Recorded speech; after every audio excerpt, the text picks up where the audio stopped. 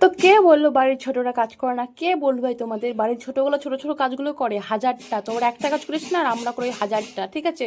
তো দেখতে পাচ্ছ এই আম গাছে কতদিন ধরে আম পাকা শুরু হয়েছে, মাটিতে পড়ে পড়ে নষ্ট হচ্ছে, কিন্তু কারোরই হয়নি যে আমগুলো পারবে, ঠিক আছে?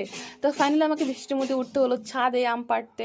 তো দেখতে পাচ্ছি এই আমগুলো পাকেনি, অনেক কটায় পেকেছে আর অনেক কটা পাকেনি। তবে ছোটবেলা আমি অনেক কাজগুলো এই ধরনের কাজগুলো করেছি, যেমন কাঁঠাল গাছ থেকে কাঁঠাল পাড়া, আম পাড়া, দোকানে যাওয়া, এই জমিতে ছাগল পড়েছে যা পিটিয়ে দিয়া, এই ধরনের অনেক কাজগুলো করেছি, কিন্তু এখন তো বড় হয়েছি, তার মধ্যে অনেক কাজে বাদ পড়েছে, কিন্তু এই আম পাড়াটা ভাই আমাকে এখনো করতে হচ্ছে। তো দেখতে পাচ্ছ ভেতরে একটা আম পেকেছে, আমি দেখে বুঝে গেছি যে আমটা পেকেছে। আমার মধ্যে একটা আশ্চর্যজনক শক্তি আছে, যেটা আমি দেখে বুঝতে পারি যে আমটা পেকেছে বা কাঁঠালটা পেকেছে। তো দেখলাম যে সত্যি সত্যি পেকেছে। এই যে একটু করলাম, পুট করে ছুটে গেল। তো দেখতে পেলে আমটা একদম পুরো পেকে গেছে, গাছ পাকা আম, অনেক টেস্টি, এটা হচ্ছে লক্ষণীয় আম।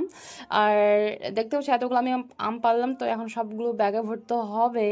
আর তোমাদেরকে আমি দেখাবো যে আমি কী দিয়ে আমগুলো পারলাম। অনেক কটা হাত দিয়ে পেরেছি, আর অনেক কটা আবার ওই যে আম আমদানি না কি যেন বলো, ওটা দিয়ে পেরেছি। আর অনেকগুলো দেখো নিচে নিচে পড়ে পড়ে পড়ে পড়ে পড়ে আমগুলো নষ্ট হয়েছে। তো যাকে সেগুলো দেখার দোকানে আর অনেক নয়েস হচ্ছে, কারণ আমাদের পাশে একটা মন্দির আছে, ওখানে একটা জানি না কোনো ভোজন টোজন হচ্ছে, হয়তো এক বেগ আম পারলাম। তো আমি হাঁপিয়ে গেছি, এখন নামবো ভাই।